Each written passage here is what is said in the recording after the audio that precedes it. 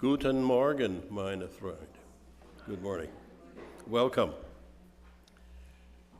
Welcome to this place of fellowship and peace. We're so glad you're here. A little rain outside, but that hasn't kept you back. And to those of you who are attending virtually via Zoom, we welcome you as well. As this morning worship associate, I, Ron Stolberg, am proud to introduce our guest speaker, the Reverend Derek Jackson. And Derek, as you remember, was with us back in January as well, so we're so pleased and honored to have him back. Reverend Jackson is Director of Ministries for Lifelong Learning and a member of the executive team for the Unitarian Universalist Ministers Association. And he's also currently serving as the affiliated community minister at Second Unitarian Church of Chicago. Our minister, Reverend Beth, will be returning next week.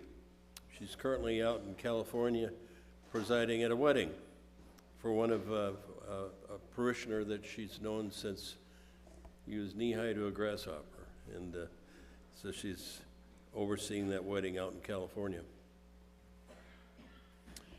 I'm also pleased to recognize Jamie Passman, a very talented man at our piano. Thank you, Jamie. Our tech staff of Gene Schaefer and Alex Dvorak. Thank you, gentlemen. And the hospitality team, headed up by Paula Sajit Dvorak. My gosh, it's in the family, isn't it, Paula? Wow, thank you. And to Pam Forder, our program director, who will be leading our young ones over to the RE building for classes after the Story for All Ages. You should know that we offer nursery care for our little ones in our RE building across the alley, down the stairs and to your left. You can take them over there anytime during the service as the need arises. We welcome visitors. We know, so we so appreciate your presence, really do. And please complete a name tag that would be available at the back table. Also be sure to take any printed items that discuss our church and our denomination. Many different and informative pamphlets appear on the rack next to the fireplace in the back. If you are a visitor or a guest, fill in the registration form that's available to you on that desk as well, and you'll receive our weekly news and notes. We welcome visitors, and we so appreciate your presence. Please complete that name tag that is available, and be sure that any printed items you picked up, as I just mentioned.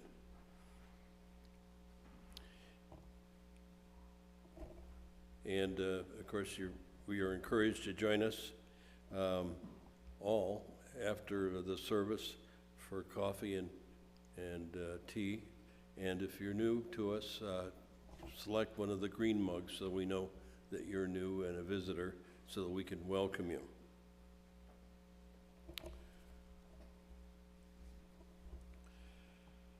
At this point, the call to worship.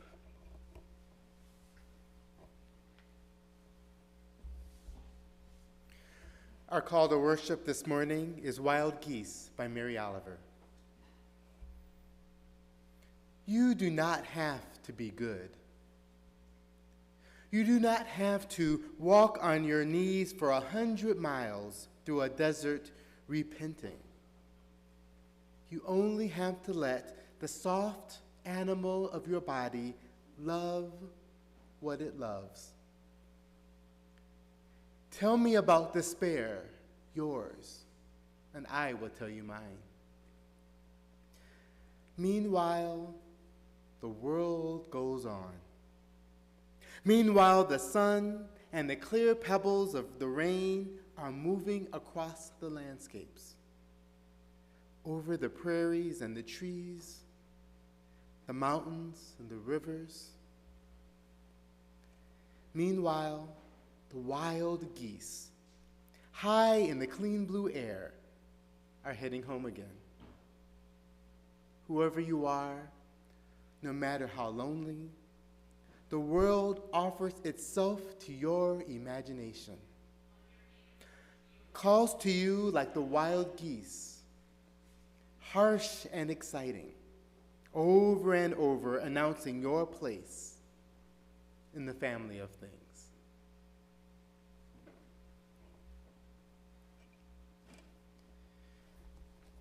And our chalice lighting this morning is by Reverend Sarah Lawal. Out of the flames of fear, we rise with courage of our deepest convictions to stand for justice, inclusion, and peace. Out of the flames of scrutiny, we rise to proclaim our faith with hope to heal a fractured and hurting world. Out of the flames of doubt, we rise to embrace the mystery, wonder, and awe of all there is and all there is yet to be.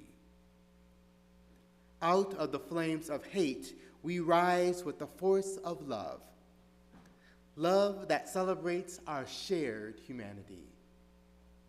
Out of the flames, we rise.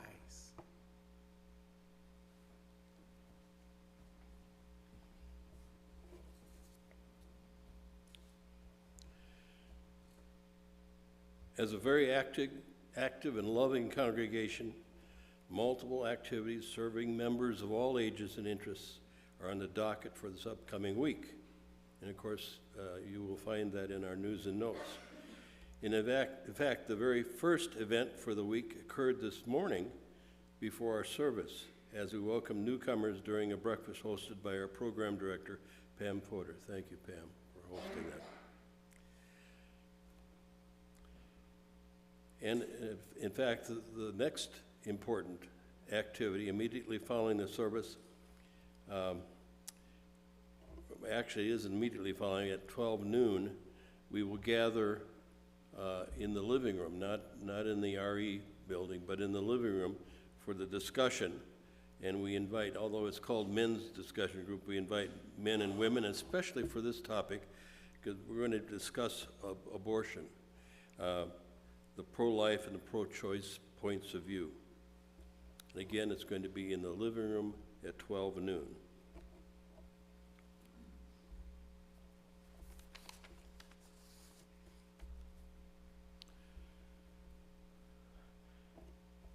Now I'd like to have you rise as you're able and join us in hymn 100, I've Got Peace Like a River.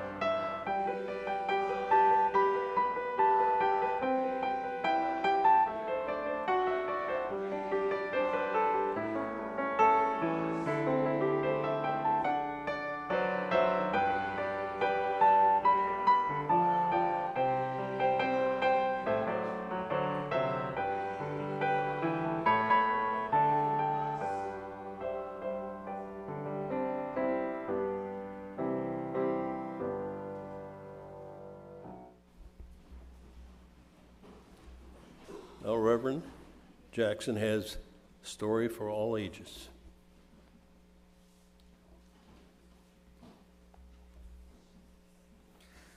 Our story this morning is a story of resistance by Yvette Salinas. Myra Turner, age 9, sat with the family dictionary open on her lap. This was one of her favorite things to do when bored, passing the time by skimming down the list of words and stopping when she reached one she didn't recognize. If her mom was there, Myra would get to ask help for understanding the definition. Considering how busy Myra's mother seemed to be, it was a good way to connect, even just for a moment. So Myra Turner, age 9, glanced at her mother and slowly drew her finger down the list of R's. Residential. People live there. Residue. Gross. Resign. I quit. Resilience. Mom, what's that? What's what? Myra's mother looked up from her computer, where she'd been furiously typing just a second before. Resilience, the capacity to withstand or to recover quickly from difficulties. Myra read aloud in her smartest voice, then paused awkwardly. What's that mean? She saw sadness flash across her mother's eyes. That's a really tough one to explain. Myra's mother took a deep breath and tapped her chin. Well, you know when I told you how my coworker's home caught fire on Friday, but they were back to work on Monday? Yeah, Myra nodded. That was so bad. I would have been really sad if all my stuff got burned up. Who could have been thinking about working then? Mom nodded. I'm sure they were sad, but they were able to go on with their lives. That's resilience.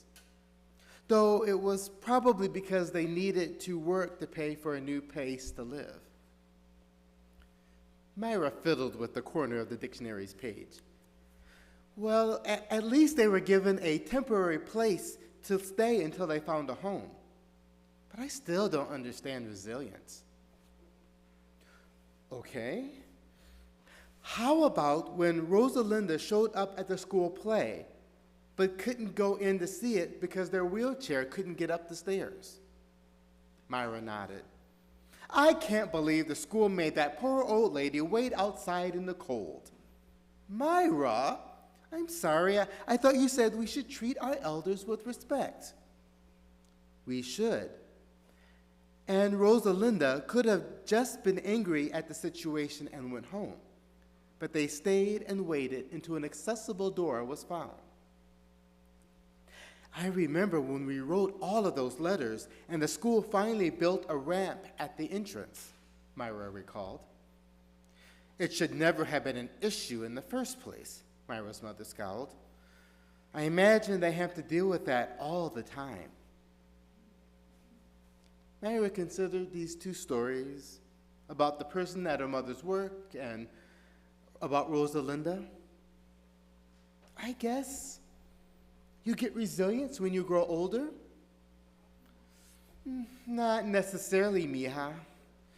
Remember when Jacob was upset about not getting picked to lead that school play? Oh yeah, he worked really hard on it, but they said he would be better as a different character. Yes, so I recall. Imagine what Jacob was feeling then. It's not as big of a deal as a home that burns down or navigating a world full of barriers.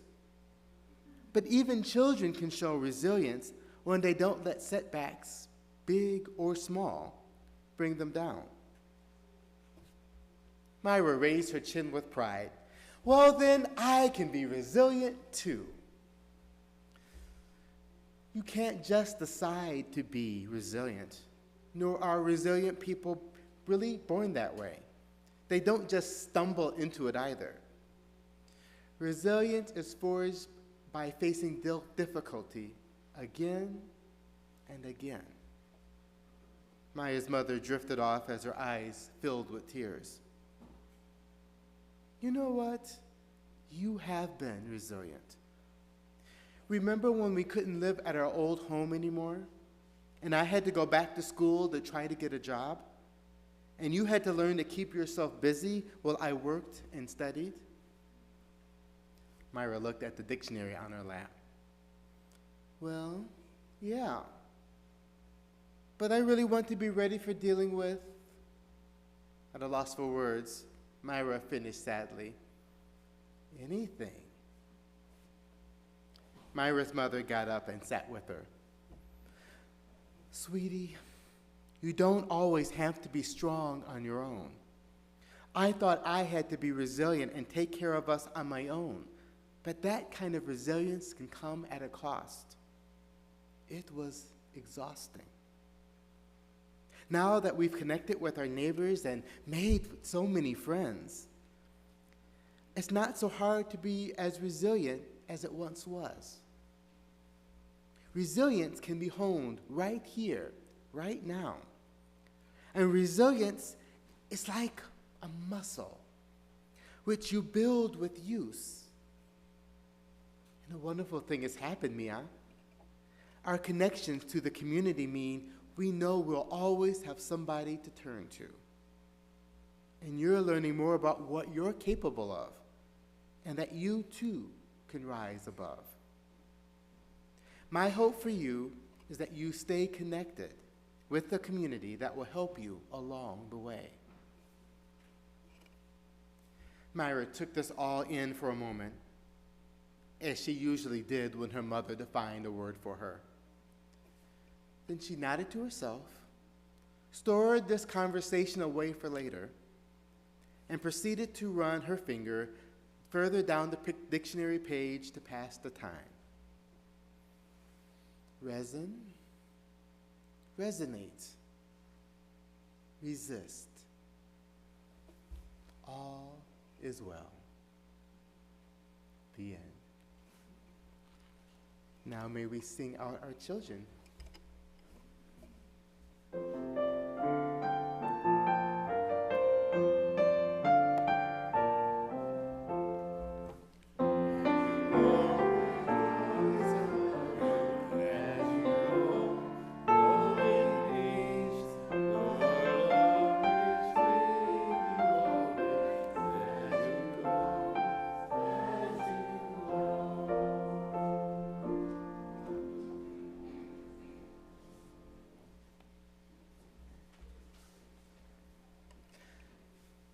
Please join me in the spirit of meditation and prayer.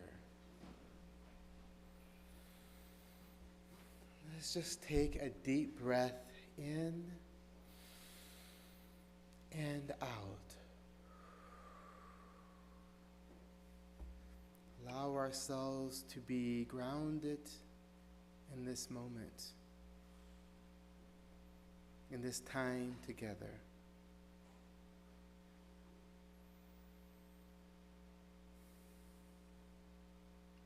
We come into this place with many things on our hearts and minds.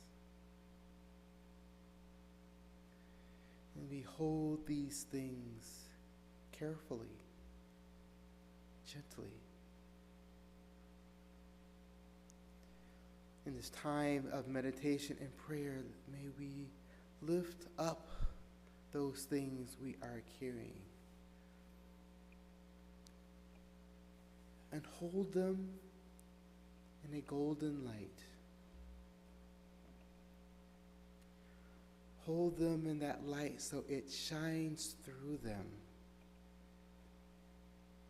helping those difficult things feel just a little bit lighter. And having all the joys that we carry, have those lifted up and strengthened. In the space of community, all these things that we carry, all those things we hold, can be shared among us. and the spirit of resilience. Those things that are difficult do not have to be ours alone, but can be held in community, held by those in this very space to lift the burden.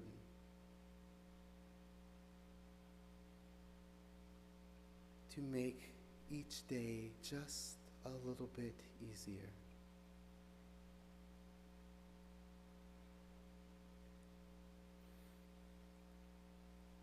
May we rest in the power of love, the love of this community, the love that moves in between us, surrounds us, holds us. And may it carry us one day at a time as we go through this journey of life. Blessed be. Amen.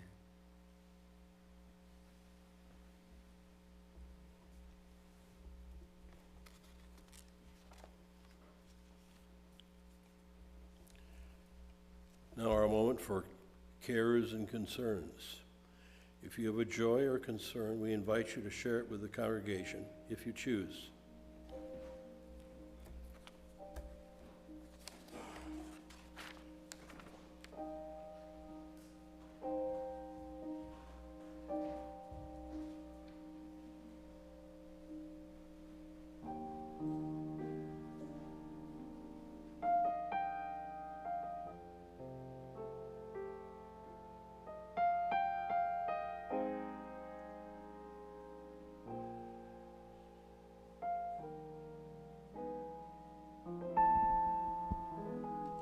I'm Pat.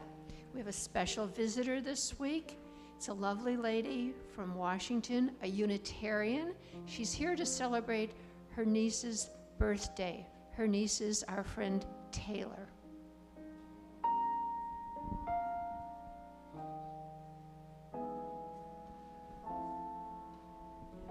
Hi, I'm Julia. I'm just here to report that a lovely member of my singers and someone whom you all know, Sally Burke, in our church fell and broke a leg and an ankle this past week. She fell down the stairs, so everybody get rid of your stairs, I think. But she, I know, would appreciate your thoughts. I didn't ask her permission to say this, but I think she'd be okay with it. But she said she's hopping on one foot and using a walker. So keep her in your thoughts. That reminds me that for us seniors in particular, when we go for a physical, they say, how many times have you fallen this last year? Hi there, I'm Casey Edgen. This is my husband, Lenny. I lit 2 candles, one for my dad, who we laid to rest this week, and 2 for our UU community. The cards, the emails, the texts, thank you, appreciate it.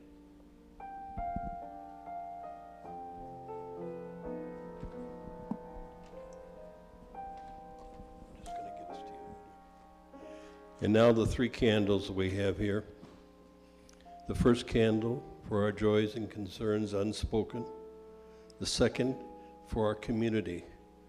And this 3rd candle we have lit for our leadership and the multiple rewards of collective gratitude for service and well given and received.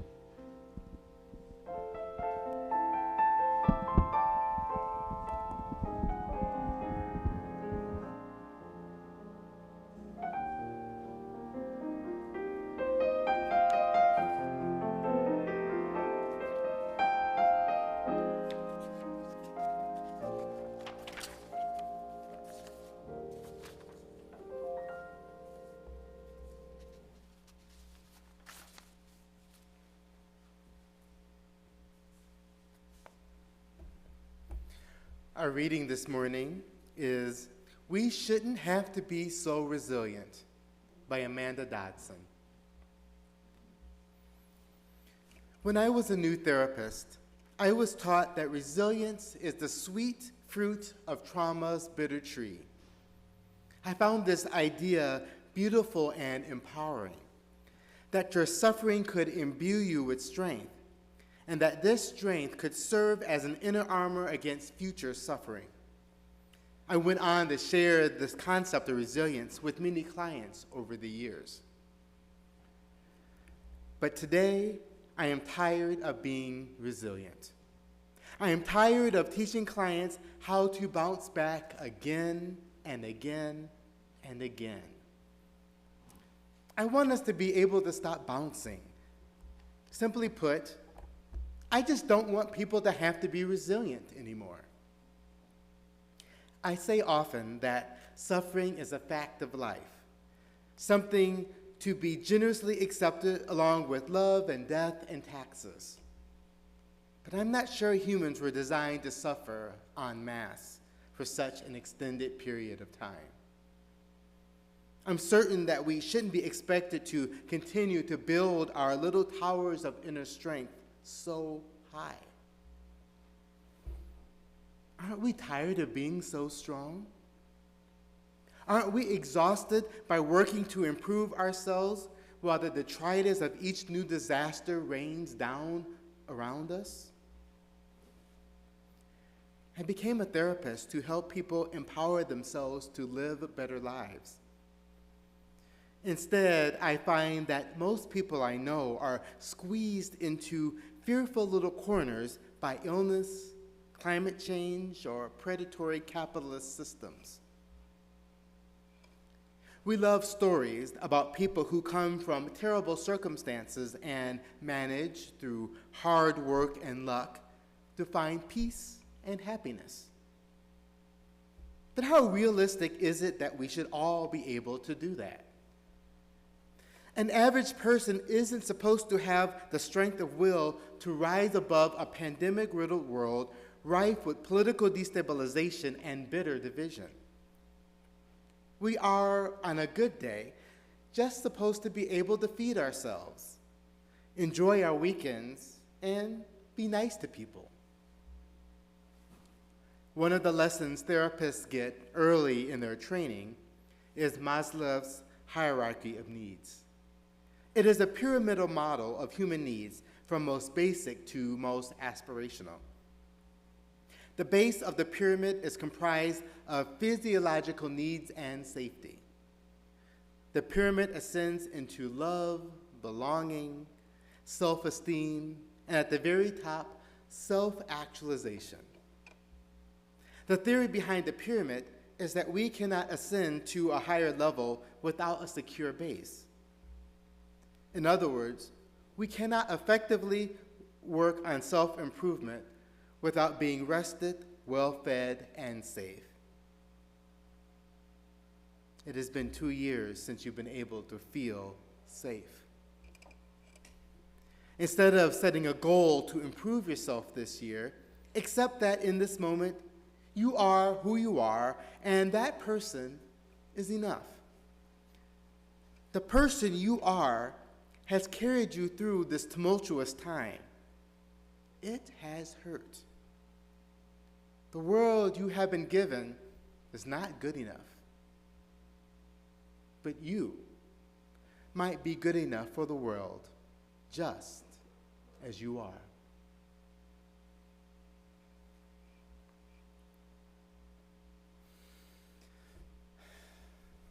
My friends, I am so tired of being resilient. I am tired of being strong, enduring hardship, succeeding against the odds, accomplishing in spite of. I just want to be human. To, as Mary Oliver says, love the soft animal of my body, to let the soft animal of my body love what it loves. But we get so many messages over and over again of how we should be resilient. We are filled with all these special interest stories. There's always a time during the news or in magazines or on Google, YouTube, you can find videos of all these people who have succeeded against the odds, and we see their trials and how they manage to get through and how successful they are. And the implication is, you should do that too. They were able to do it, so can you. But maybe that is more than we really need to expect of ourselves. Maybe it's time that we let resilience go. So what is resilience?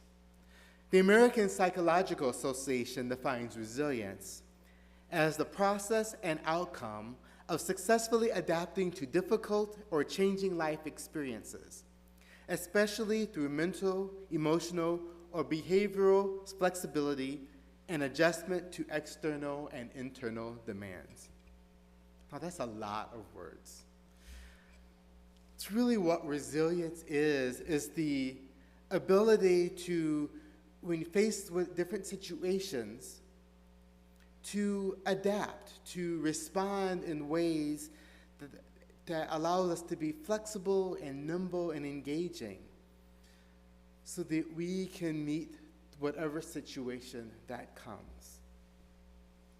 And in some ways that seems to make sense. It's adaptability as living beings, that we be adaptable and engage with the times.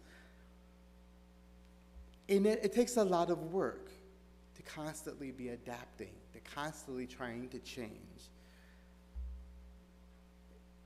Especially when there's no break or we don't get a chance to recharge ourselves so that we can be grounded in order to do that adaptive work.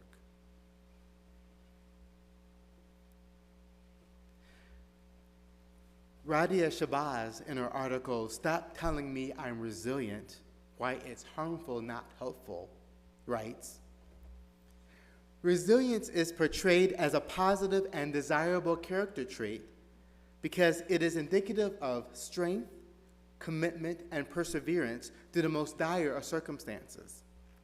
Surviving such conditions seemingly unscathed equates to resilience. We should, however, ask ourselves at what cost resilience comes. For far too many, the payments we make to maintain our strength and a grasp on resilience come in the form of various mental and physical health ailments. Being resilient might help us get through the moment, but we are not made to be resilient over the long term. And this results in effects that are detrimental to health. Sciences have shown that by continuing being resilient, that continuing adapting and changing, that it leads to more headaches, it means the heart issues, lung issues, about breathing, the amount of stress that we are carrying impacts our mind, impacts our body. Continuously being under stress is not healthy. And so having to be resilient over and over again, particularly as we've had over these past few years, is really impacting all of us on so many levels.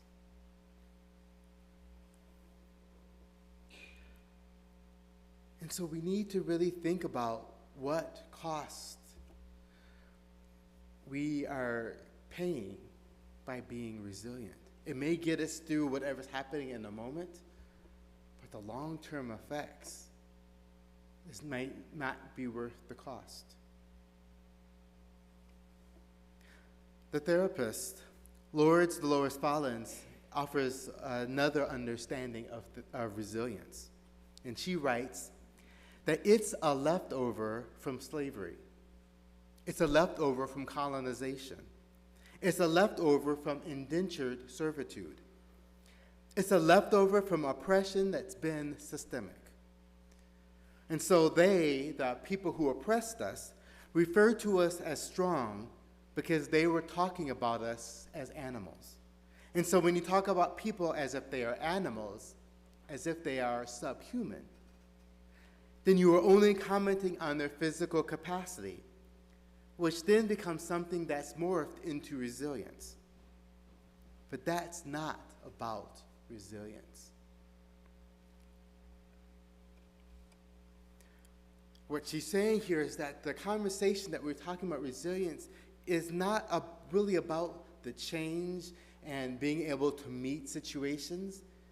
It's about how we can develop, be strong people, and that the value of strength as the quality that's lifted up, because then that means that you are able to continue to endure systems of oppression. And you want to raise, if you want to continue to maintain oppression, you want to make sure that people have the strength and ability to continue to endure it so that oppression can continue. And so you want to lift up those qualities and raise them up as good qualities because people want to engage those, hold those as value, and then continue to be under systems of oppression. So one way of thinking about releasing resilience is resisting the systems of oppression that hold us and rethink about what it means to live in this world. The sense of resilience often is grounded in a sense of individualism, that you have to do it on your own. You have to go through it. And if you can manage it by yourself, then you are a good person. But I think the key to resilience is actually about community. And that if we actually don't take it on ourselves, if we actually allow others to hold us and accompany us, then we all are bearing the weight, and it doesn't become all on us as a person to be resilient, but how we as a community are supporting each other, and the stress is lifted. We are no longer engaging in as much stress that causes those health issues, that we are sharing the weight with one another. And it becomes just a little bit more manageable, just a little bit easier and better. And together, we can then do the work that needs to change the systems that might be causing us to be resilient in the first place. So we think we need to release resilience. And one of the first ways that we can do to start letting it go is to be open and honest when things are not okay. I think we have a cultural sense that, when things are not well, that we hold it in. We don't tell people, we don't show it. And I think one of the ways that we can release that resilience is actually saying, I'm not okay today. Things are not going well. To openly cry, to get angry, to release the feelings, to let them out so that they're not bottling them up and having them fill us with the stress and energy that often manifests in negative ways in our body. We have to remove that veneer of civility that shows us that, we're just managing along and that's okay. But to actually say, no, things are okay. I'm mad, I'm angry. If you need to have that space to yell and scream, to yell and scream, just to release all of those feelings and emotions that we are carrying. It also asks us to move from I to we. You don't need to go it alone. And it's not really better to do it alone. We are part of a community. And that community can offer support. And so as we think about how we are in the world, to allow others to help us. I know there have been many times myself that things were difficult, and I had this mindset that I had to do it alone, and I'm just going to do it. I'm going to figure it out, and I'll just manage. It'll be okay. And then afterwards, I realized how much easier if I had just said, "I need help. Can you help me?" Or when people offered to help me, instead of saying, "No, I've got to do it. I've got to manage," I let them help me, how much stress would have just released my body just to be able to allow others to help and navigate all the difficulties that I'm dealing with. So as we move from a standing of I to we look towards the community to support us. And in the same way as a community, we are proactive about supporting each other. We might not wait till someone asks if they need help. We might offer that help from the very beginning. If we notice someone is struggling, just to say, how are you doing? Can I help you in any way? And sometimes they might not be able to name what that is, but just to know that you are there and willing to help. Or just listening as they describe what's going on, because you might be able to say, oh, here's a place that would this be helpful if I did this for you? It might not be something that they can think of, but you might be able to say, here, I could actually, with all you're going on, I will make sure that you have dinner every day. So that's one less thing you have to think about. And I can make sure that you're fed. And it may be just a small thing to just provide dinner for someone who might be able to physically make dinner for themselves, but if that's one less thing they have to do, that can actually help them navigate in some ways that they would never have thought to ask for, but something you may be to offer. Or to say, oh, I can watch your kids for an hour while you deal with this situation. Just little small things can make a huge difference.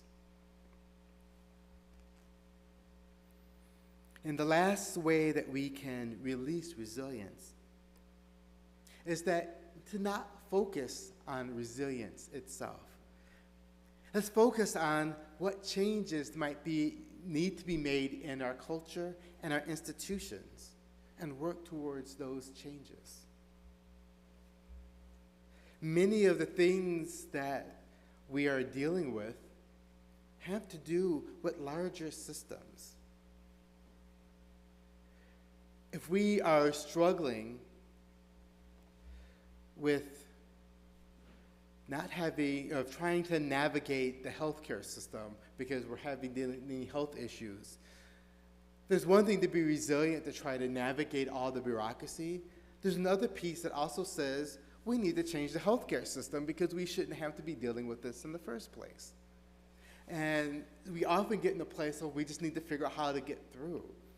But maybe some of the energy that we also need to have is for those of us who aren't having to deal with navigating the healthcare system or aren't having to try to figure something out, can start doing the advocacy work to say the healthcare system needs to change so that we don't have to have our friends, our family, our colleagues having this difficulty just to get the medication that they need to survive. If we can do the work of change, we lessen the needs for resilience.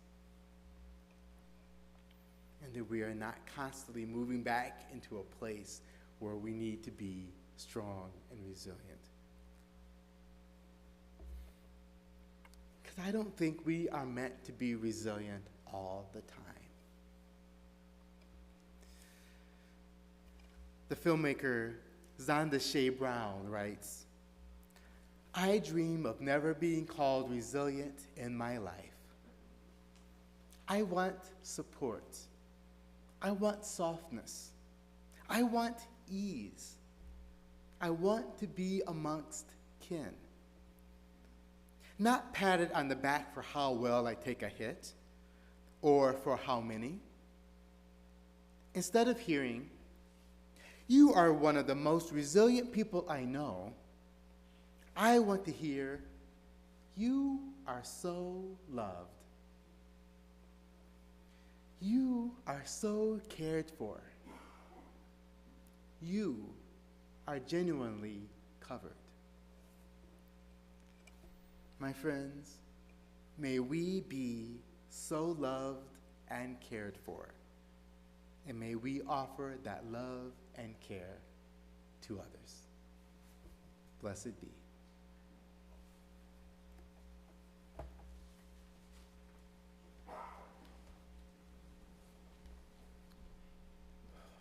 Thank you, Reverend. Blessed for our community. Thank you.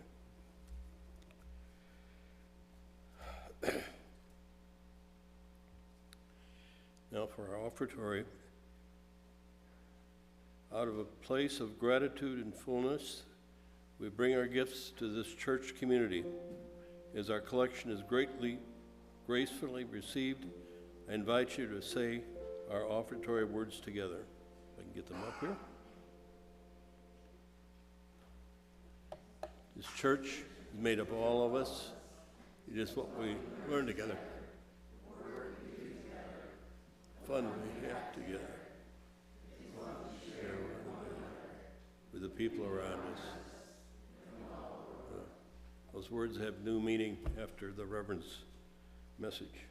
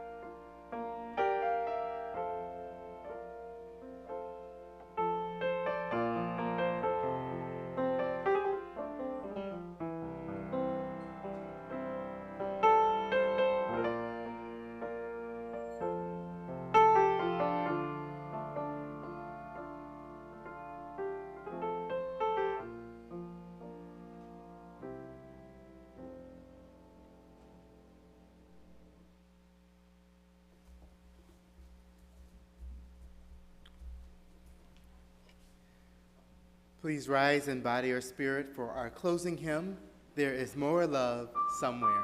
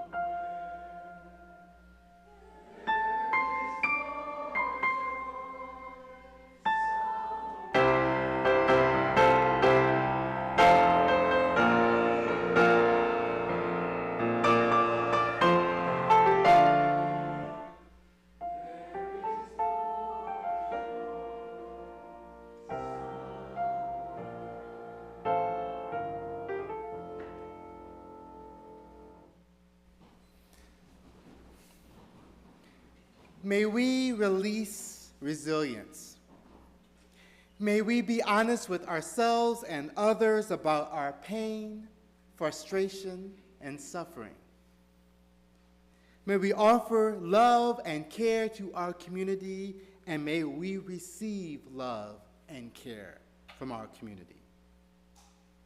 And may we transform the world into one where all are fully living and not just surviving. Blessed be. I'd like to thank Reverend Jackson. Your message was exactly what I needed today, so thank you so much. Please, everyone.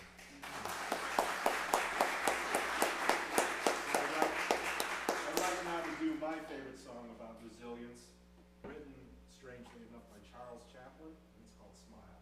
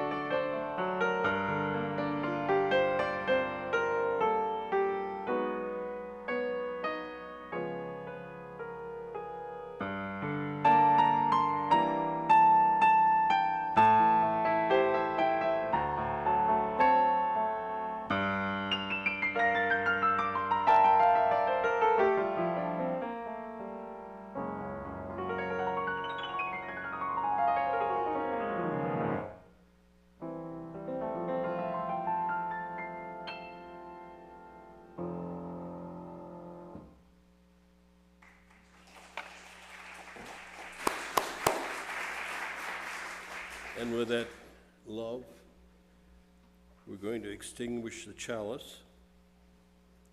Let me put the words up here. We extinguish this flame, but not the light of its truth, or the fire of our commitment. Here in our hearts, share it with all the world. Go in peace.